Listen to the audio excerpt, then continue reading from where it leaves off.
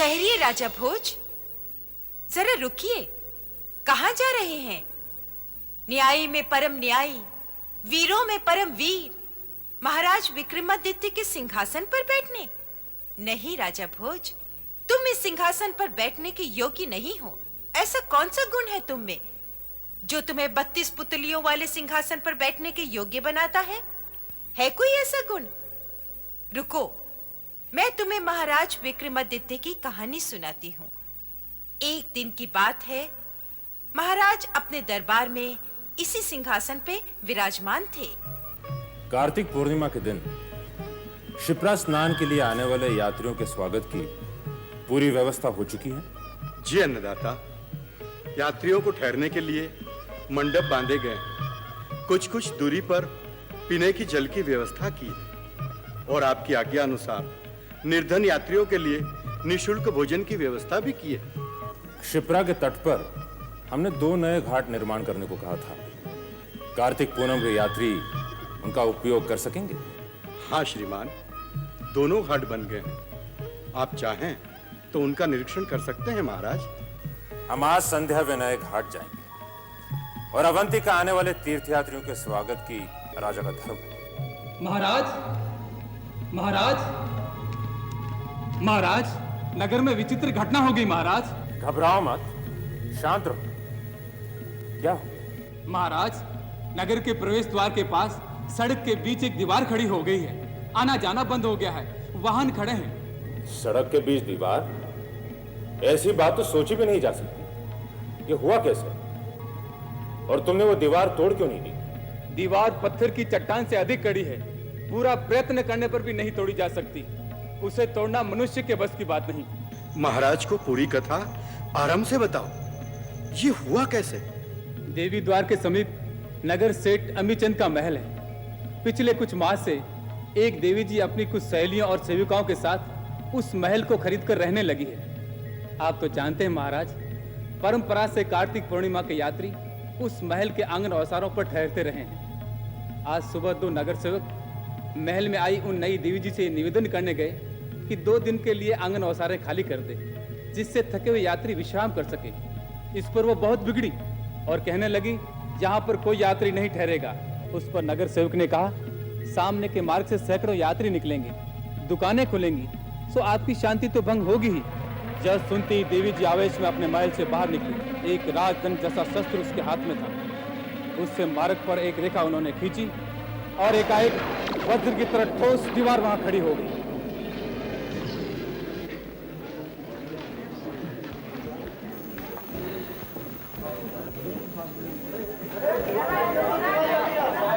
पूरा जोर लगा दिया महाराज, पर वो दीवार न टूटना थी तो नहीं टूटी।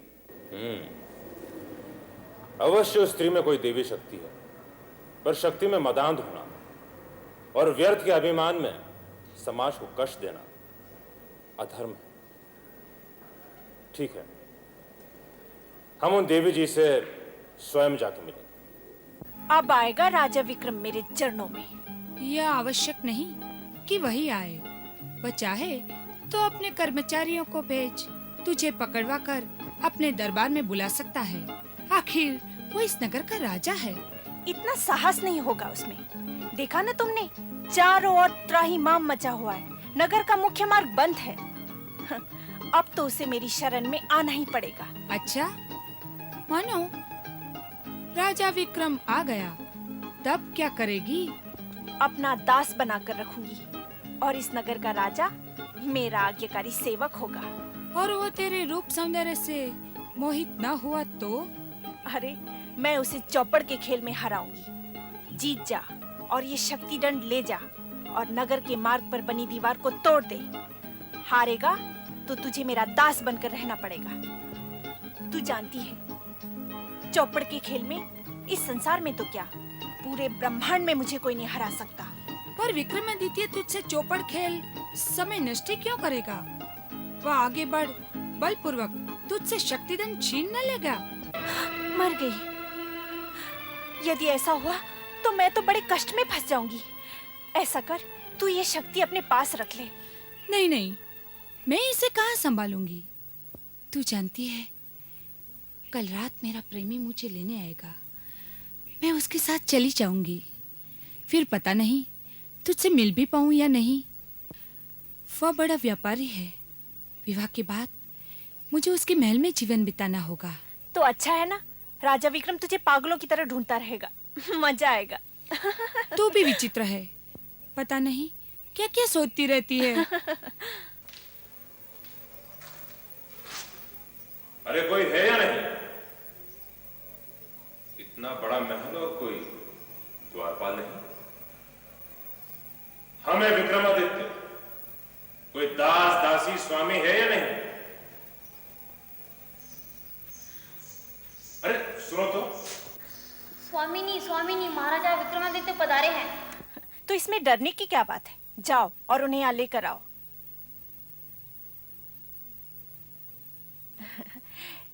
ये ले शक्ति दंड और तुरंत यहाँ से चली जा। विवाह के बाद मुझे पत्र लिखना, मैं तुझसे मिलने आऊंगी और तब ये शक्ति दंड तुझसे ले लूंगी।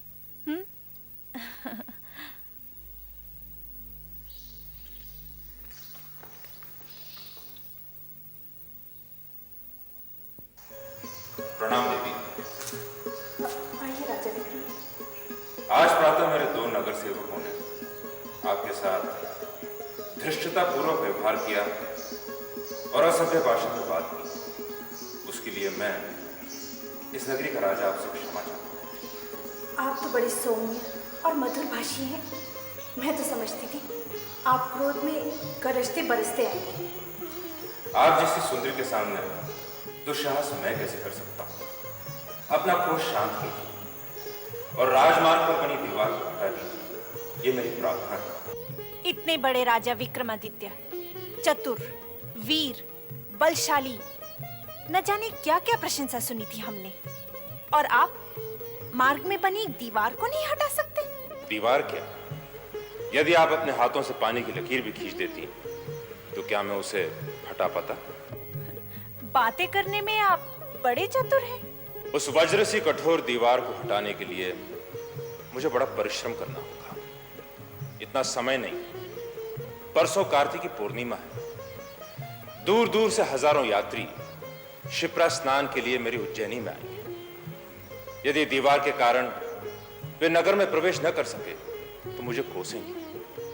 मेरा बड़ा अपयश होगा। तो ठीक है राजा, अब मेरी भी सुन लो। मुझे है चौपड़ खेलने का शौक। खेलो मेरे साथ। यदि जीत गया तो हट गई वो दीवार। तू जो कहेगा मुझे स्वीकार होगा। और यदि हार गया तो मैं जो कहूंगी वो तू मानेगा। मुझे सब स्वीकार है। मैं चौपड़ खेल लूंगा, पर पहले वो दीवार तो हटा दीजिए। नहीं विक्रमादित्य, नहीं। ये मेरी शर्त है। पहले चौपड़ होगी, सारी बातें बाद में। ठीक है, पहले चौपड़ होगी। तो फिर सामने आओ, हो जाए।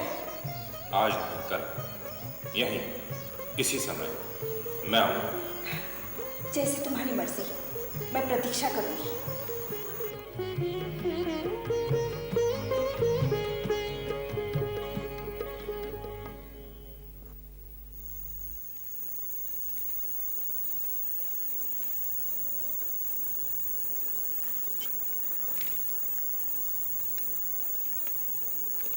महाराज, आज रात्रि अनेक व्यापारी नगर के बाहर रुके हुए हैं। दीवार के कारण वे अंदर प्रवेश नहीं कर पा रहे हैं। उनकी रक्षा के लिए कुछ सैनिक भेजिए और देखिए कि किसी को कोई कष्ट न हो। इस समस्या का क्या हल होगा महाराज? उसकी चिंता मुझे भी है। आप जाइए और विश्राम कीजिए, समस्या का हल हो जाएगा। प्रजा को आप पर पूरा विश्वास है महाराज।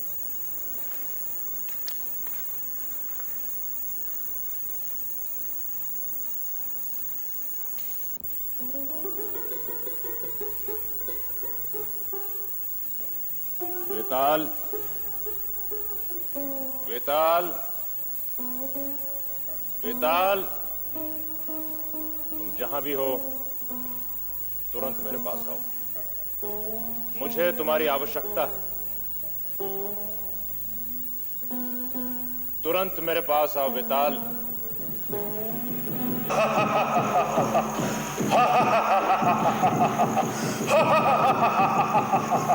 मैं आ गया विक्रम।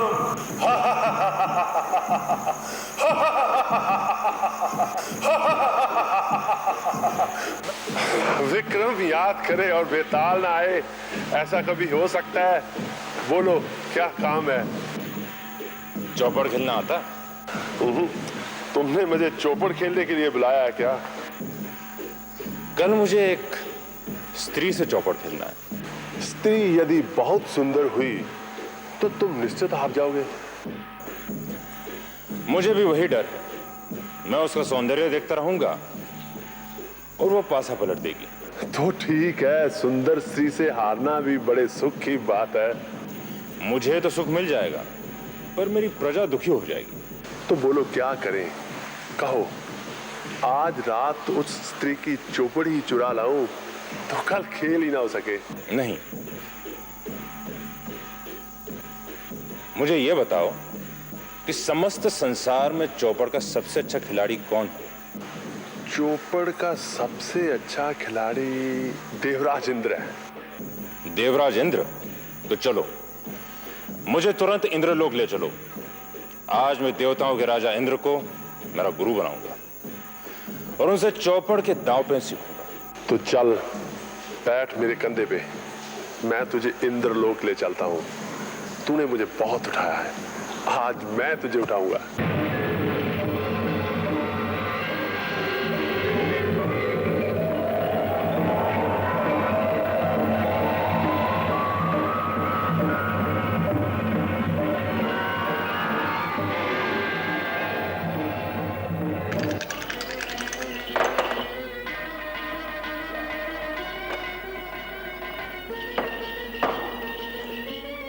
प्रणाम अतिथि महाशय, आप कौन हैं?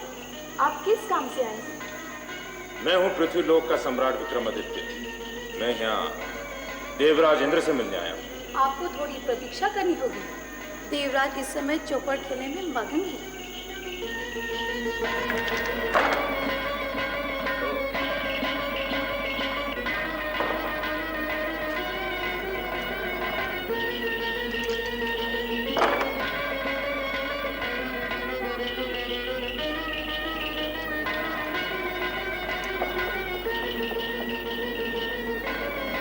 महाराज, आपकी गोटी गई।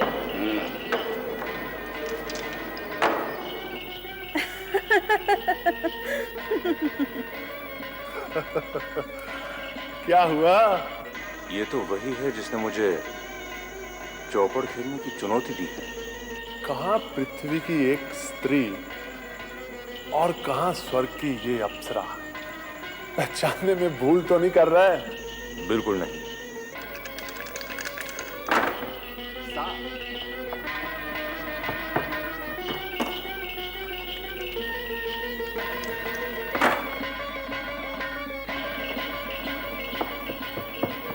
महाराज अब फिर हार गए।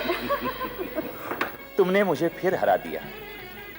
पता नहीं तुम्हारे हाथों में क्या जादू है। पासा तुम जैसा चाहते हो वैसा गिरता है। वाह, मुझे याद नहीं आता मैं कभी तुमसे जीता हूं। आपने मुझे वचन दिया था कि यदि मैं आज हार गया तो तुम्हें। हाँ हाँ हाँ हाँ, ले लो पायल और मेरी ओर से कंकन भी ले लो। आज के खेल की स्मृति में मैं इन दोनों को संभाल के रखूंगी महाराज।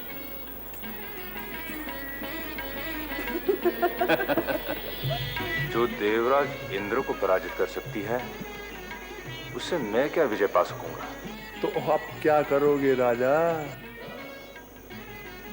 तुम अदृश्य रूप में जाओ और जो देवराज इंद्र ने कंगन और पायल भेंट किए हैं मुझे लाकर दो। ये तो मेरे लिए चुटकी का काम है।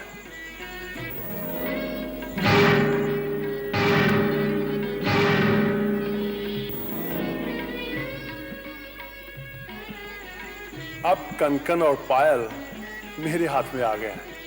तो क्या तुम्हें उज्जैनी नगरी इतनी सुंदर लगी कि इंद्रलोक छोड़ वही बसने की सोच ली? नहीं देवराज, मैं तो वहाँ कुछ दिनों के लिए मनोरंजन करूंगी, फिर जल्दी ही वापस लौट आऊंगी। बड़ी ही जल्दी वहां का राजा विक्रमादित्य मेरी मुट्ठी में आने वाला है। तुम व्यर्थ की उड़ान भर रही हो। विक्रम बहुत चतुर है, महान राजा है।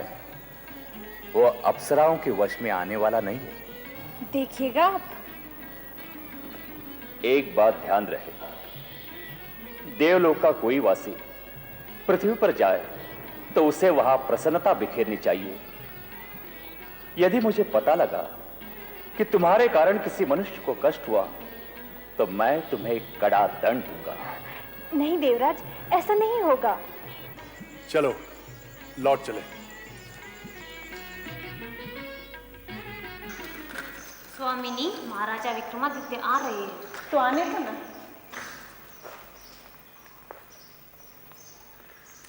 हम उपस्थित हैं चौपड़ खेलने के लिए। आइए, मैं भी तैयार हूँ, बैठिए ना।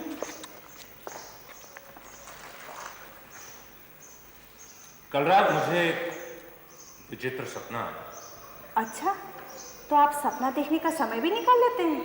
मैंने देखा कि आप स्वर्ग में देवराज इंद्र के साथ चौपड़ खेल रही हैं। क्या? और मैंने देखा कि चौपड़ में आपने देवराज इंद्र को हरा दिया।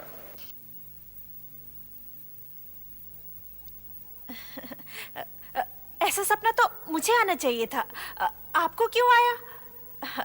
सपने छोड़िए और यथार्थ में आइए, खेलिए। हारने पर देवराज इंद्र ने आपको पायल और सुंदर कंकन भेंट किए। आपको सपने बड़े सुंदर आते हैं। ये कंकन जो आपने लिया वो भी सुंदर है, और ये पायल, आप इंद्रलोक की अप्सरा हैं। अपनी देवप्रद शक्तियों का दुरुपयोग कर हम पृथ्वीवासियों को कष्ट देते हुए आपको लज्जा नहीं है? मैं विक्रमादित्य सबका न्याय करता हूं, पर आप देवलोक की, आपका न्याय राजा इंद्र करें। मैं आज ही उनके दरबार में उपस्थित हो पूरी घटना सुनाऊंगा। किस तरह आपने शक्ति दंड का दुरुपयोग कर मेरी सारी प्रजा को कष्ट दिया है। नहीं नहीं, आप ऐसा न कीजिए। देवराज इंद्र से कुछ न कहिए। आपका न्याय करने का अधिकार इंद्र का है। मैं आपके हाथ जोड़ती हूँ, आपसे क्षमा चाहती हूँ। कहां है वो शक्ति दंड जिससे रेखा खींच आपने राजमार्ग पर दीवार खड़ी की? वो मेरी सहेली के पास है। कहां रहती है आपकी सहेली? क्या नाम है उसका? बताती हूँ, मैं आपको सब कुछ बताती हूँ। सामान अंदर से चुरा के लाया। नहीं, आप मुझे गलत मत समझिए। मैं अपनी प्रेमिका के साथ जा रहा हूँ, उससे विवाह करना चाहता हूँ।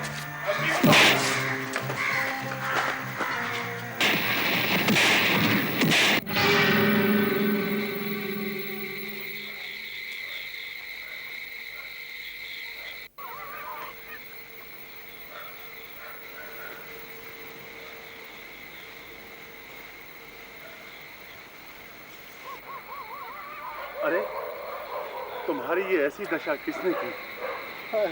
वो लंपट मुझे मार मेरी प्रेमिका को भगा ले गया। हाय हाय हाय, ऐसा तो कदापि उचित नहीं। प्रेमिका किसी की और ऊंट किसी और का। आओ बैठो मेरे इस बहादुर घोड़े पर, हम अभी उसे पकड़ते हैं।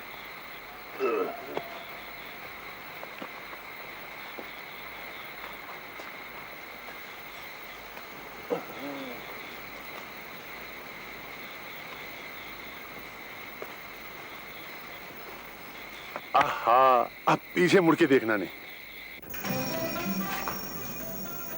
जय महाकाल।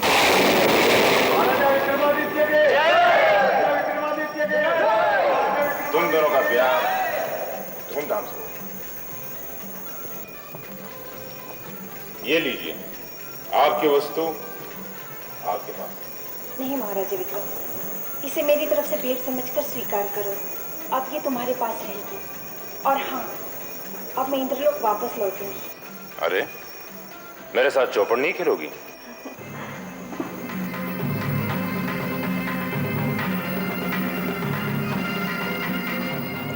तो ऐसे थे महाराज विक्रमादित्य, चतुर, वीर, साहसी। अपनी प्रजा का हर छोटा बड़ा कष्ट दूर करने के लिए बड़ी से बड़ी प्राणों की बाजी खेल जाने वाले तू उनके सिंहासन पर बैठने का साहस कर रहा है? याद कर, तूने जीवन में अपनी प्रजा के लिए कभी कोई साहसिक कार्य किया है? यदि नहीं किया तो इस पर बैठने के तू योग्य नहीं। इसकी हर पुतली का